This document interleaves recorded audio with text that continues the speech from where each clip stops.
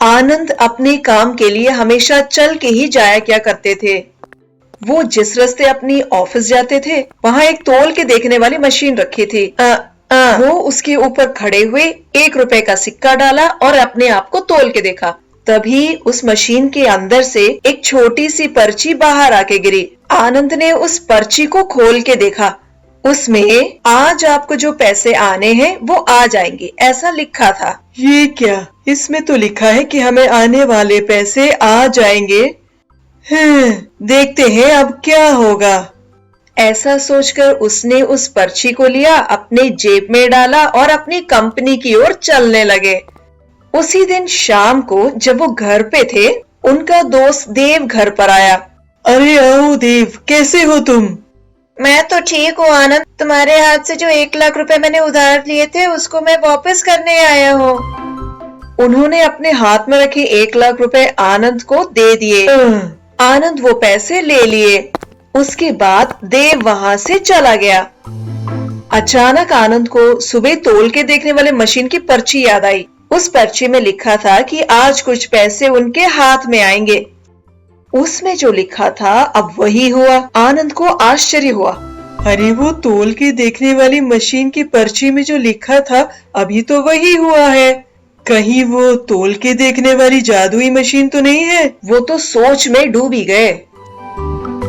बस अब तो बीच बीच में वो उस मशीन पर अपनी वजन तोल के देखते। उस मशीन से जो पर्ची छप के आती है और उसमें जो लिखा होता है, उनकी जिंदगी में वो हर एक चीज संभव होने लगा।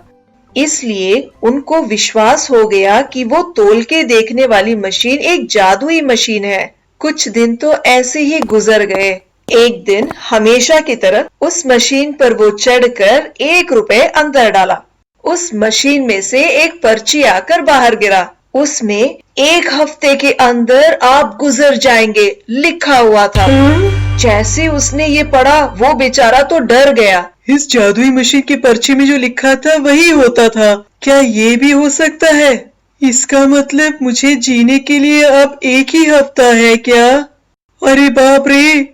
वो जब भी ये बात सोचते उन्हें डर लगता था। उस पर्ची को उन्होंने अपनी जेब में डाली और वापस घर की ओर चल दिए। अरे अब मैं क्या करूं? अब जिंदा रहने के लिए क्या मेरे पास 1 ही हफ्ता है? मेरी पत्नी, मेरे दोस्त, मेरे सारे भाई बंधु, क्या मैं सबको छोड़ के चला जाऊंगा? क्या मैं एक झटके में मर जाऊंगा?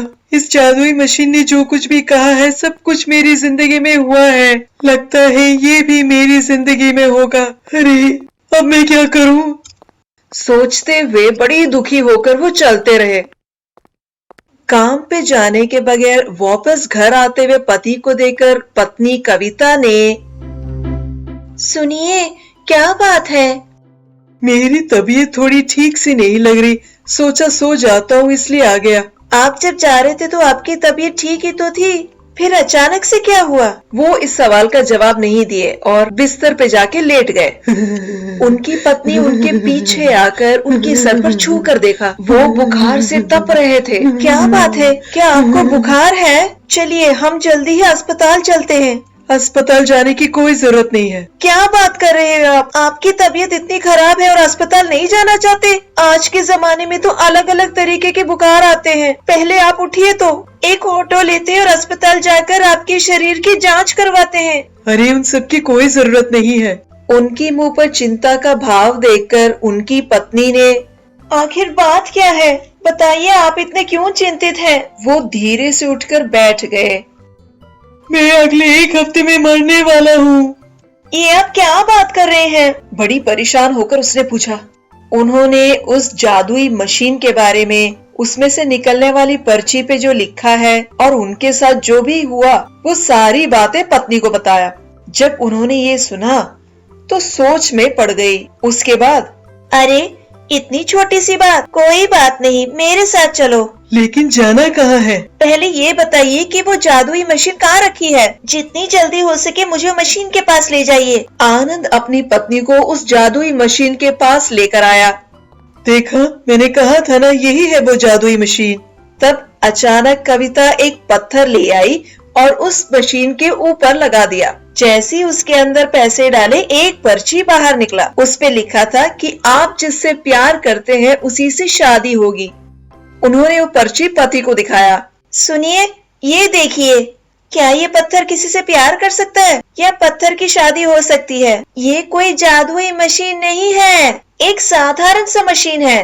अगर ये सच में कोई जादुई मशीन होता, जरा सोच के देखिए, पर्ची पे जो लिखा है वो इस पत्थर के लिए होगा ना? तोल के देखने वाली इस मशीन पर आप जब भी खड़े होंगे, जो इस पर्ची पे लिख के आता होगा वही सब तो आपकी जिंदगी में हो चुका है। आपने उसी बातों को इस पर्ची के साथ मिला दिया है और आपने विश्वास कर लिया है कि ये जादुई मशीन है। तभी तो पर्ची में जैसे लिखा था कि आप 1 हफ्ते में गुजर जाएंगे, उसे पढ़ने के बाद तो आप एकदम से डर गए। आनंद ने भी ये बात सोचा। अरे ये क्या, एक साधारण मशीन को मैं एक जादुई मशीन सोच बैठा। सुनिए, इतनी दूर आए हैं, अस्पताल पास ही में है ना? आपके बुखार के लिए दवाई लेते हैं और वापस घर चलते हैं। चलिए। नहीं, मुझे दवाई नहीं चाहिए। लेकिन क्यों? पर्ची पे लिखा था कि मैं 1 हफ्ते के अंदर मर जाऊंगा। उसी डर से बुखार हुआ था मुझे। अब मुझे वो डर नहीं है, इसलिए ये बुखार भी थोड़ी ही देर में चला जाएगा। आनंद की बातें सुनकर दोनों पति पत्नी अपने घर की ओर चल दिए।